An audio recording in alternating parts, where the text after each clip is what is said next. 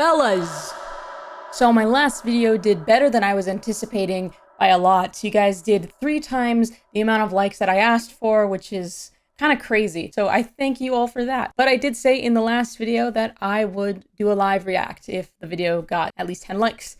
And that's what we're doing today. Side note, I know my background looks pretty bland compared to last time. That's because I'm moving. So next video will probably be in a different location. So for this video, I actually made a list of things that I'm going to be kind of comparing and talking about. I have it on my tablet here. Look, it says Vocaloid Oogly Boogly. That's how you know we're talking about scary stuff. There's going to be 3 things I'm going to focus on primarily when it comes to listening to these songs and reviewing them for you guys. The first thing is going to be vocals, which includes the tuning and the melody. This is going to define kind of how the song should be listened to. Is it melodic? Is it like distorted? Is it kind of creepy in the way that it's tuned? We're going to talk about that. Number 2 is the instrumental. So what instruments are used? What kind of emotions are evoked by the instrumental? Hopefully scary ones. And the last is going to be the lyrics. I'm going to look at the lyrical content and whether it's disturbing or depressing or creepy or scary or, you know, all of the above. I have a cue for today. I have 5 songs. These were the songs that I did not go over in the last video that were included in Aki Dearest's videos. Again, links to those will be in the description. This is going to take a while. So let's do it. Rev up those fryers, because I am sure hungry for one. Help! Help! Now, if you're wondering what credentials I have for music, the answer is none. I just know how to play a couple instruments, and I've listened to Vocaloid for a really long time. So that's it. Don't have like very high expectations. I don't have like a degree. Okay, so in the last video, I said I'd never heard this song before. I'm pretty sure I actually have heard this song before.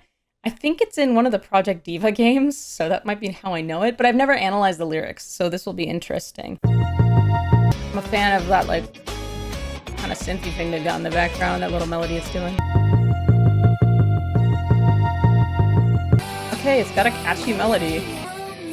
Oh, phaser moment. Okay, cool. Solitary Hide and Seek Envy by Koyori. I think it tells an interesting story. It's not an original idea, but it's one that is executed pretty well in my eyes. So we're from this perspective of a child whose parents are quite dysfunctional and who argue and fight, so she feels very neglected. I think the first verse kind of focuses on her general situation of being neglected and feeling lonely and kind of, you know, what her parents are up to. Well, she's just kind of her child self. She seems to not have any friends. She seems to not have any like connections to other people. So she kind of has this comforting doll that she keeps close to her, and she goes to hide. The second verse kind of focuses more on where things went wrong and envy.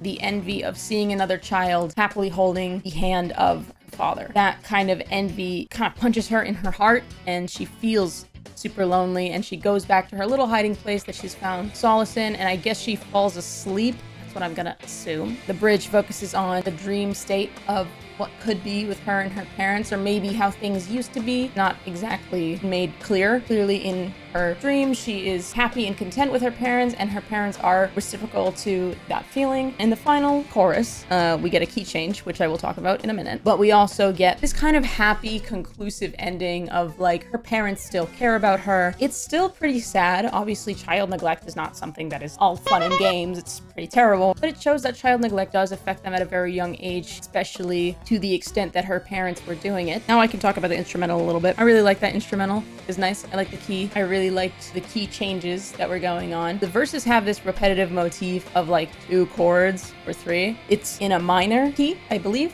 which is we kind of as people interpret minor keys to be sad. Then the choruses are in a different key. When it transitions to that key in the chorus, I kind of feel like it's meant to be a little happier in that she's going to find a place of solace. So I really like that as well. And then we must address the interesting things that are individual in the song, which are that kind of synth melody going on in the background. It adds something interesting and like unique to the song. I'm also a fan of the phaser part. I love a little phaser. I think it's a phaser. In the comments, tell me if I'm wrong. And then at the end of the song, there is another key change. I think it's maybe a half step up from the key that the chorus is in. It kind of has like a more intense drum beat at the beginning. I like when songs do that because it's kind of signaling like an ending that is conclusive. There are tons of other songs that just kind of end flat and you don't know what's going on. And I feel like this song has an ending and wants you to know that the ending is at least a little more conclusive and a little happier. as well. Now let's talk about quickly the vocals. They're good. I mean, they're Miku. The vocals are nice. I really liked how the melody was working, like in the chorus and kind of in the bridge and in the final chorus. Miku has this nice melody that's like, you know, very sing-songy and kind of playful in a way. Then in the verses, she sounds kind of like dreary, you know, like she sounds kind of dreadful. You can kind of hear how the lines are dropping off at the end. Like she sounds pretty upset. Overall, I think that this song is really good. I actually really like it. I think it's got a nice instrumental, obviously. I think that the vocals are indicative of what's being talked about in the song, and I think that the lyrics tell a really complete, and I say nice story, obviously not in content, but just the way it's presented is very nice. I'm gonna give this song an 8 out of 10. Okay, song number 2. So our next song is, of course I'm getting an advertisement. Our next song is Oh Light by KikuoHana, which I believe is just a collaboration between Kikuo and another artist. All right, let's do it. Let's do it for real.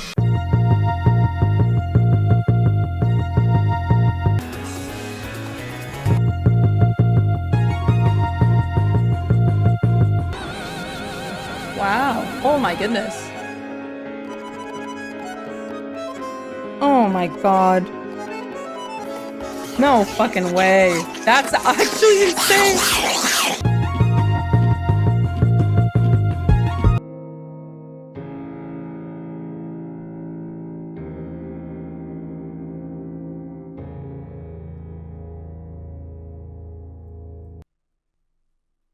Yo.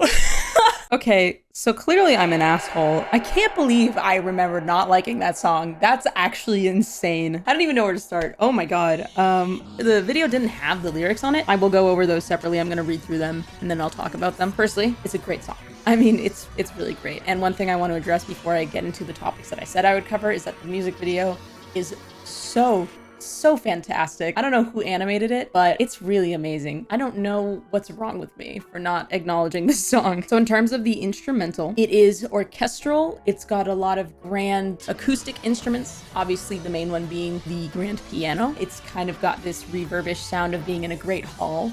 So it does kind of give this like orchestral ambiance to it, which I really like. It's in a very nice key. I think one that's very fitting for what I assume is some pretty dark lyrics. I think it fits really well with the video I'm watching. I don't know. I feel like the colors of the video and the key I'm listening to it in are kind of matching colors in my brain. So I like that. Not like the same color, but you know, they kind of complement each other, complementary colors. It's got this nice ascending part, I think in between the first and second verse, if I remember correctly, which sounded so good. And also it has this intense cut where there's a low note hit on the piano and it kind of just rings out for a while and it's a little dissonant. And then there's another note that rings out for a while that's not dissonant, but it's lonely. It's by itself, and then it kind of drags into bringing back in the orchestral sound and everything. I thought that was really cool. I think the vocals at that moment complemented it well. I also like to mention that I am pretty biased towards songs that are in different time signatures, and I believe this song is in 6/8, so love that.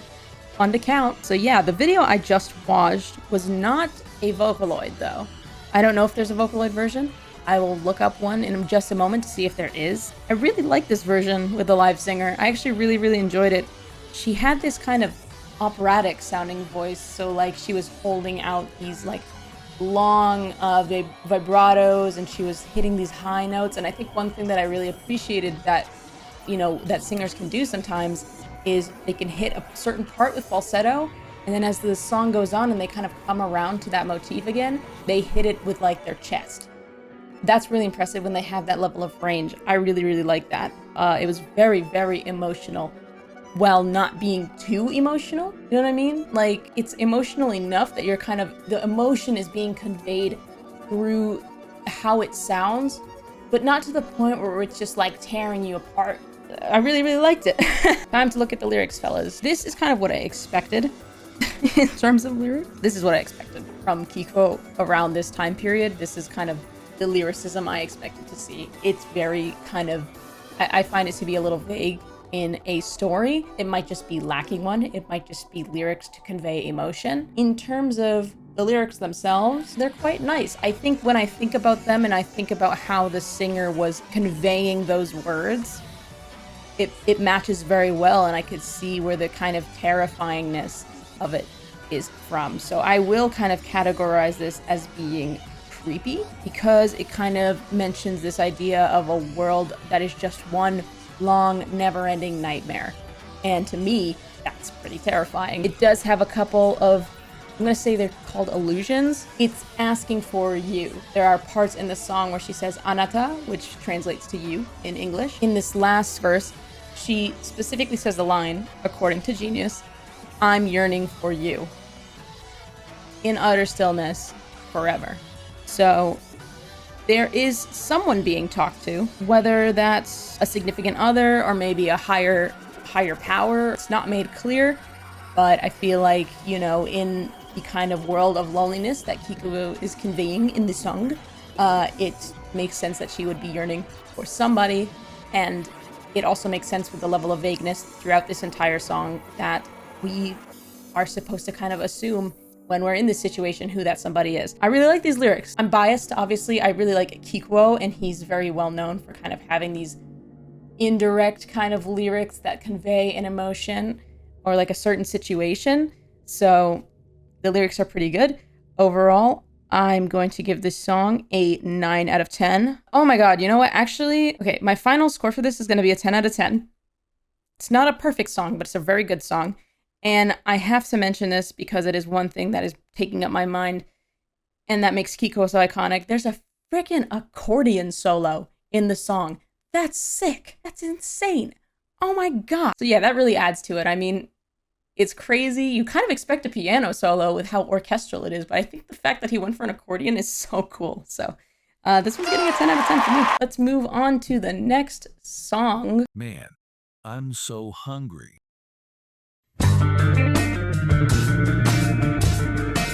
We're listening now to That Happy Child. Oh, don't start just yet. This song is called That Happy Child, and it is by Babuchan, who did the music, and Komo Ryuta, who did the lyrics. So let's go. The woman was too stunned to speak. Okay, let's talk. So already at the top of the frickin' fandom page, it says cannibalism, which is something that was clearly pointed out in the lyrics, but to be honest, the lyrics were kind of confusing. I didn't know if it was metaphorical or literal. So first we'll talk about the instrumental. It was like a ballad, I believe, and it was, again, very orchestral, but this time kind of more in an actual like waltz, which I believe it was in 3/4, so it was a waltz. It had a lot of arpeggios in there, which I liked. Arpeggios are kind of, I feel, a staple of ballads, so, you know, can't go wrong with that, I guess. It wasn't really anything special. I do like kind of how they included these glitches and medical sounds and distortion in the song. I think that added a lot to the emotional impact of the music itself. And it kind of hinted toward the theme that was happening in the song, so I thought it was kind of necessary to have that there. Overall, I think the instrumental is good. I'm not a huge fan of waltz songs or ballads, so personally, it's not really my thing, but I feel like objectively, it's pretty good. Second, about the vocals, Miku's tuning is very normal here. I mean, not a bad thing. I feel like that was like a really, like a standard of like this kind of era of Vocaloid, when they were always telling these really sad songs, but like the vocals weren't anything like amazing. But I feel like just for the vibe, it fits. It's not crazy. It's meant to be understood and heard and processed by the audience. There's some distortion at the beginning that kind of fades out as the song continues. I like that. That's pretty cool. In terms of the lyrics, I really don't know. I'm really bad when it comes to these like mid-2010s Vocaloid lyrics. The story it's trying to tell, I am actually gonna look up, see what other people thought. Yeah, I needed to look this up because one big allusion to Greek mythology, and I didn't read Percy Jackson, so I wasn't into that stuff. I guess lyrically we're talking about the Greek legend of Kronos, who I believe is the god of time, but it says, I'm quoting from this website, which I'm going to put in the description. It says, putting that aside, it looks like this song is about Kronos, a figure in Greek mythology who ate his children when they were babies. The video is exactly as disturbing as you would expect it to be. Some sentences have been munched away at too, which makes it really tough to string all the pieces together and convey it in English. So yes, there is a level of ambiguity to the song. I agree on that front. it's meant to be a little bit ambiguous. You're not going to understand the lyrics, honestly, if you don't know the mythos. If I need to have some level of prior knowledge to understand your song, it's automatically going to lose points for me. And that might be controversial, and I know some people love to research and love like these little rabbit holes. Honestly, I find that if a song is able to convey a story and a meaning and do all of that without me having to do prior research, I find that way more impressive. So, unfortunately, for whoever really loves this song, I really don't like that. But I digress. It's an interesting concept for a song, and I like it. I'm a big fan of this disturbing stuff. Obviously, we're going to put the lyrics in the disturbing category. And obviously, they make direct references to eating people, which is cool. They also have direct lines that talk about love between characters. So clearly, there's a level of emotion between the people that are being eaten and the person that is eating them. But overall, I feel like the song is kind of boring and not very fun to listen to. It doesn't have to be. Obviously, some people like to listen to songs for story and they just like it that way. That's totally fine. But I couldn't see myself ever listening to this willingly again. So I'm not gonna rate it very high. I'm gonna give this one like a 5 out of 10. Next song. Wee woo wee woo. Hands off! Miku. This here's my secret box. Besides, if I showed you what was inside, it wouldn't be a secret anymore. Duh! We are doing The Secret of the Goldfish by MASA. I did mention MASA in my last video, but I mentioned a different song. I haven't heard this song, so we're reacting to this song. Okay, let's do it.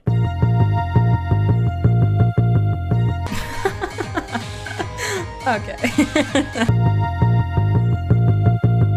Assuming these are credits. Okay. All right, I'm gonna start off by saying that I didn't like this song as much as Spider and the Fox Like Lion. Maybe it's because I have more nostalgia for that one, but I feel like it also just kind of has a more interesting, like, headbanging flow, which is crazy for a song that's really fucked up. Let's talk about the instrumental a little bit. It's very MASA, you know? I'm talking about 1, 2, 3, 4, you know, it's very on top of the beat. Nothing too musically crazy, just enough to complement the vocals.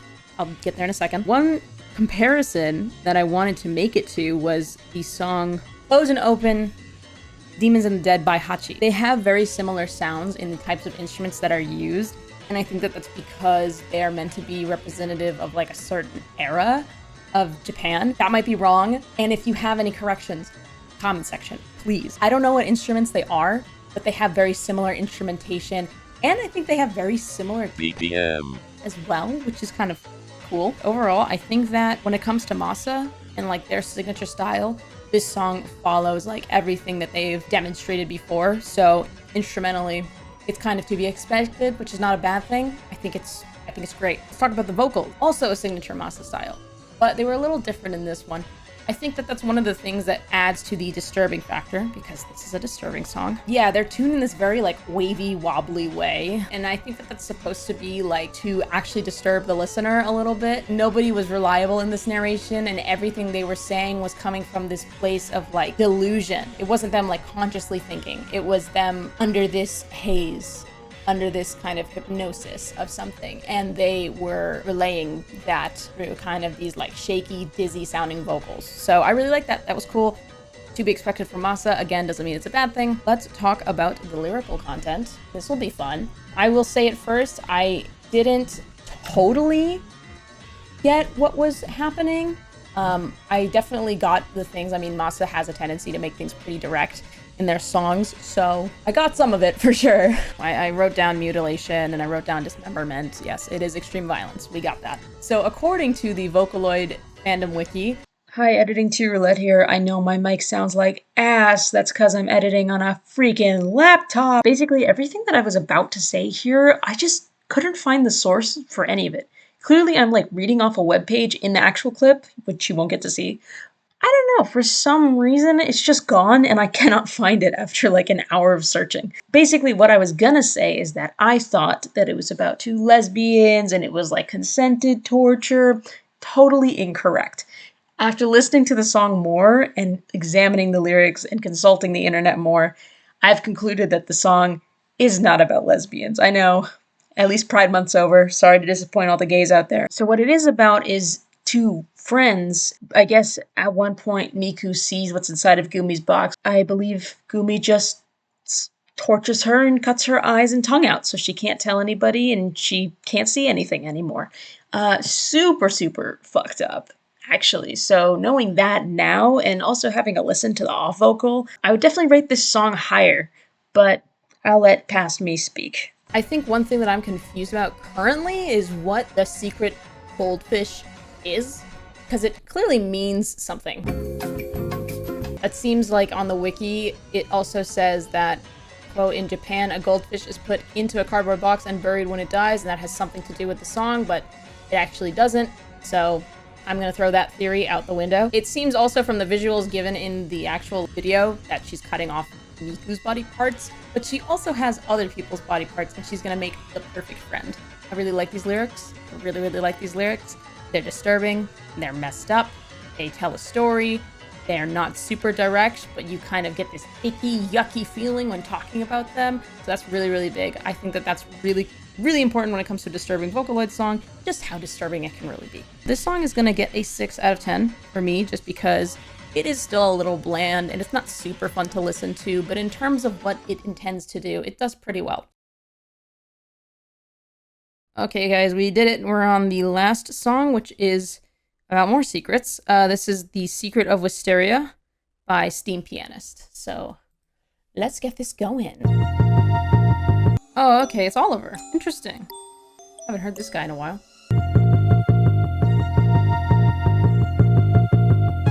I'm gonna say right now, this is not gonna be fun to talk about.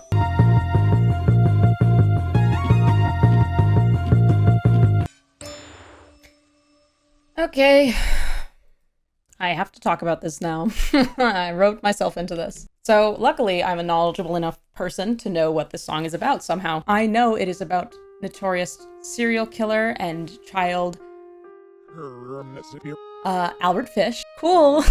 Oh god. So this is gonna seem like an unfair review probably, but I'm just going to be disclosing it right now. I really don't like songs like this. That doesn't mean that they're bad per se. It just, like, maybe it wants to achieve this goal of being really, really uncomfortable, but like, it just kind of hits me as like really tasteless to make songs about actual situations. For now, I'm gonna try to be a little bit objective. I'm gonna try to actually critique this song. So let's talk about it. Instrumentally, I thought it was quite boring, but it had good instruments, and I mean, the instrumental was supporting what the song is about. It was creepy, it was in a creepy key. It had all of the creepy things you'd expect from any creepy anything that has been set in media, which is, it has a music box, a piano, it has chimes, and it also has these creaking metallic sounds in the background. Also, you know, kind of builds up to this crescendo in the choruses, which is meant to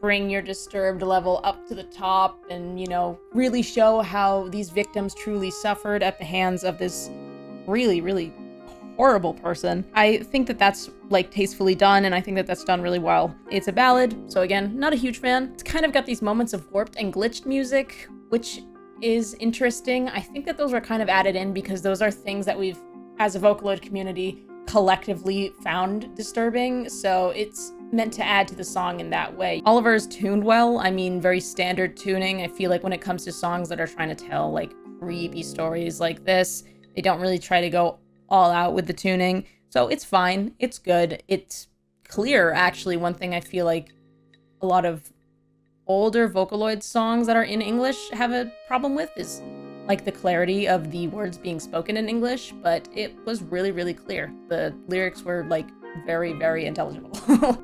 Lyrics. Damn. So I will praise the lyrics in that they're not too descript and they're not too vile. I think it's kind of nice to kind of keep it a little bit more muted in terms of telling an actual event, which I like. I think it also is good that it comes right out of the gate. Literally the first lines of the song are about Gracie, which in real life is a reference to Grace Budd, who was one of the most notorious from this guy's repertoire. Right away, you already know who this song is talking about if you so happen to know who Albert Fish is. That's that. I mean, no secrets there. It makes what it's about very known. So that's good. I think it's all handled very tastefully. That doesn't mean that I'm a huge fan of the content that is being covered, but, you know, I can say that at least it is done in a way that is not offensive or, you know, abhorrent, really. I think the one thing that I do, and I'm going to use a very strong word here, the one thing that I hate is that at the end of the song, they use a literal quote from Albert Fish, and I feel like that is complete overkill and completely unnecessary. I understand maybe wanting to convey just how horrible this person was, but either do that in the song or don't do it at all, in my opinion. Having like a moment where you just say a quote that is awfully, awfully disturbing in reverse, it feels like bait. You know what I mean? That feels a little tasteless. I'm probably going to get some dislikes for that idea, but again, opinions. Hey, yeah, that reverse quote really I was not a fan of it. I feel like you've decided based on how you presented the vocals and how you presented the lyrics and how you presented the music that you wanted this song to be a more subtle, creepy, scary kind of true story without being like over the top. But then including a quote that is literally extremely disgusting. I'm not going to put it on this video. You're not going to find it in this video. Like, really, if you care to know what it is, look it up, because I'm not putting it here because I don't want to write those words out on anything ever. It just doesn't feel like it fits with the rest of the song. And I don't think the song is better or worse without it. And that's it. That's every song I'm covering. If you have more suggestions for songs, please feel free to type them in the comments. Again, thank you so much for support on the last video. I said I would do something and I'm keeping my promise for once, so there you go. Bye.